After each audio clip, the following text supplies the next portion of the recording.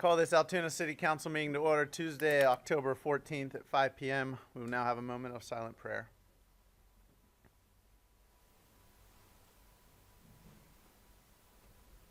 Please stand for the Pledge of Allegiance.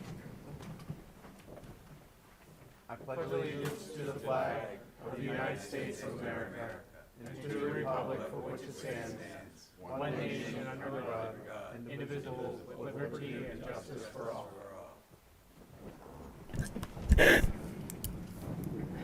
Linda, would you take the roll call, please? Councilman Beatty is absent at this time. Councilman Butterball. Here. Councilwoman Klinich. Here. Vice Mayor Ellis. Here. Councilman Ickes. Here. Councilman Kelly. Here. Mayor Pacifico. Here. Okay, at this moment, we will open up the floor for public comment. If anybody would like to address council, please come to the podium, state your name and address for the record, and please keep your comments to 3 minutes. Floor is now open. Good afternoon, evening, whichever you prefer. I'm Steve Alfelt. I live at 116 Spruce Avenue, and I'm here to talk to you about something that is, for the most part, minor, unless you happen to live next door to the problem. And if the city council will tune up the code to address this problem, the wonderful thing is it won't cost the city anything out of the budget. I'm talking about a problem of dogs. Earlier today, it came to my attention that there are perhaps 1,000 dogs in the city limits that are primarily housed in buildings outside of the primary residence. Well, some of these dogs are family pets, but other of these dogs are housed in these outdoor facilities under, which is defined as a kennel under code 184-4, the definition of a kennel. I'll just read the whole thing. Any indoor housing facility wherein dogs are kept for the purpose of breeding, hunting, training, leasing, buying, boarding, sale, show, exchange, or placement as pets or similar purpose, and is so constructed that dogs cannot stray therefrom.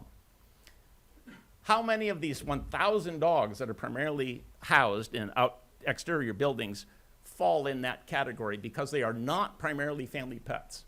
I'd like to call your attention to the fact that the code does not specify that these purposes under the definition of kennel are commercial or non-commercial. The code doesn't say that. It simply says breeding, hunting, show.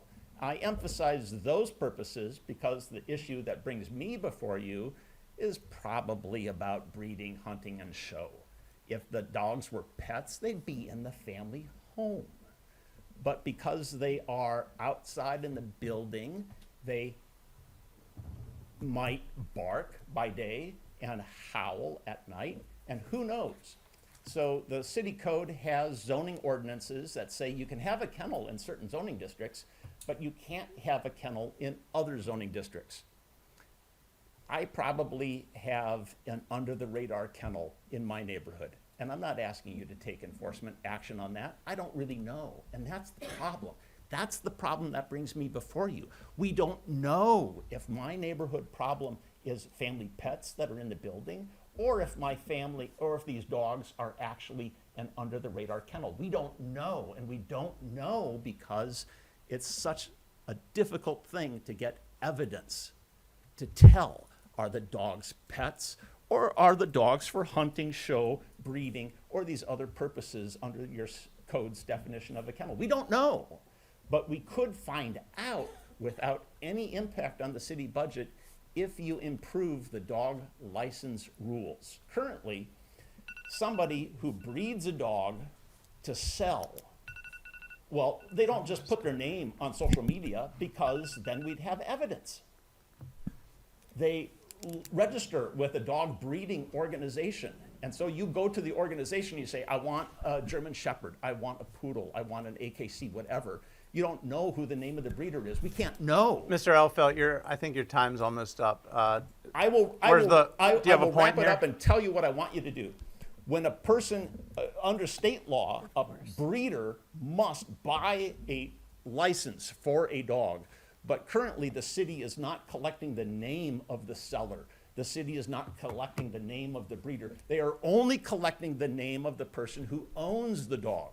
It would be nothing on the city budget if you collected the data on the person who's actually paying for the license, the person who actually owned the mother of the dog that's being sold. If you do that, we will be able to have improvement on illegal kennels 5 years, 10 years down the road. We won't solve the problem next week or tomorrow, but we will start to solve the problem off into the future. I hope you turn up the code for that. Thank you. Thank you. Anybody else for public comment? Okay, we will close the floor and move to the resolutions. Linda? Item A is approving the minutes of the Altoona City Council meeting held Monday, September 8th, 2025. Item B is approving the submission of an application to the PA Housing Finance Agency Community Revitalization Fund Program in the amount of $1 million for a project on the redevelopment authority-owned property along the 100 and 200 blocks of 6th Avenue in the city, further authorizing the city manager to execute all documents and the city clerk to attest to same. Item C is authorizing the renewal of a hazmat agreement between the city and the county and the Blair County LEPMC beginning January 2026 through December 31st, 2027, and further authorizing the city manager to execute all documents and the city clerk to attest to same. Item D is authorizing a renewed lease agreement between the city and George B. Kelly Amateur Baseball Federation for the Tom Stout Field at Geesey Park, further authorizing the city manager to execute all documents and the city clerk to attest to same. Or is there anything that we need to either add or delete or pull for separate vote? Hearing none, I'll call for the vote. Councilman Beatty. Yes. Councilman Butterbaugh. Yes. Councilwoman Klinich. Yes. Vice Mayor Ellis. Yes. Councilman Ickes. Yes. Councilman Kelly. yes, Mayor Pacifico. Yeah. Yes. And the consent vote passes 7-0.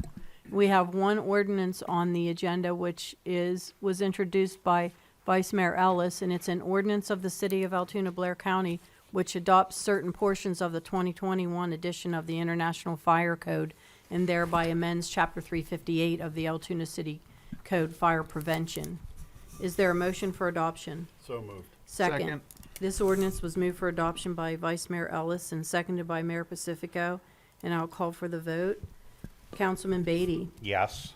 Councilman Butterbaugh. Yes. Councilwoman Klinich. Yes. Vice Mayor Ellis. Yes. Councilman Ickes. Yes. Councilman Kelly. yes. Mayor Pacifico. Yes. And the vote passes 7-0. City manager updates. Yes, quickly. Several council members asked for a project status update. The Public Works stormwater intake modifications of 13 locations have been completed. The 25th Street, 7th Avenue signal project has been completed. Garfield Park project's been completed. The Transportation Center improvement project's been completed. Sidewalks on Union Avenue, 24th Street and Broad Avenue has been completed. The 12th Street stormwater improvement project's been completed. Logan Boulevard North 3rd, storm pipe lining's been completed. To date, 11 miles of streets have been repaved, and the 10th Avenue retaining wall has been completed. Roughly $6.8 million in public works projects that have been completed in 2025. That's all Good I have. job. Yeah, thank you. Thank you for the update. Thank you. Council discussion items. Councilman Kelly? Thank you, Mayor. I have nothing tonight. Thank you. Thank you. Councilman Ickes? Thank you, Mayor. I subsequently have nothing this evening. Councilman Butterbaugh? Nothing here, thank you. Councilman Ellis? Nothing, Mayor, thank you. Councilman Beatty? I'd just like to say, remember, it's great today that President Trump is awarding Charlie Kirk with the Congressional Medal of Freedom.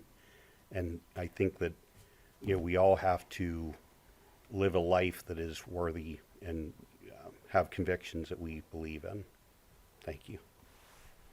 Councilwoman Klinich? I have nothing there, thank you. Thank you. I would just like to commend Chief Free on a job well done a couple of weeks ago at the Pennsylvania Municipal League Summit in Erie. He presented a panel session on all the work that we're doing on homelessness here in Altoona, and he did a really good job. So, well done, Chief. You're welcome. We'll open it to questions from the media now. Bill?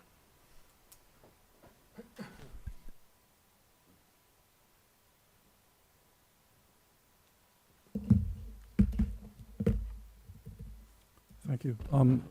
Any comment on what Steve Elfelt requested regarding the kennels? I think that's something we'll have to look into, Bill. Yeah, I agree. And I very much respect the way he came prepared with the ordinance, and he wasn't just, complaining or wanting to lay a beat down on the neighbor or anything. He just came prepared, and it's something legitimate that maybe we have to look into. So, good job. Well, I think that we had a similar situation in a residential neighborhood not too long ago, and it is something that we need to look at. I'm not sure who to ask. Maybe Nate. What are the odds of getting the housing grant for the? That's a question for Eric. Oh, sorry. So it's a pretty competitive grant. As we, I guess, compile outside sources, which we're working on getting outside funding in pair with this grant, it makes the likelihood higher, but it is very competitive, and they only do so many awards per year. Are you allowed to have any other sources besides that? I mean, you don't have to have money actually from the general fund or anything like that to match it. No, How do you need to match it 50-50? no. What is the match? The match, it's basically getting as many outside different funding sources as possible to sort of aid in the grant fund. So there's no specific match requirements. It just bolsters the application the more outside sources are obtained. Okay, that's all I have. Thanks. Meeting adjourned.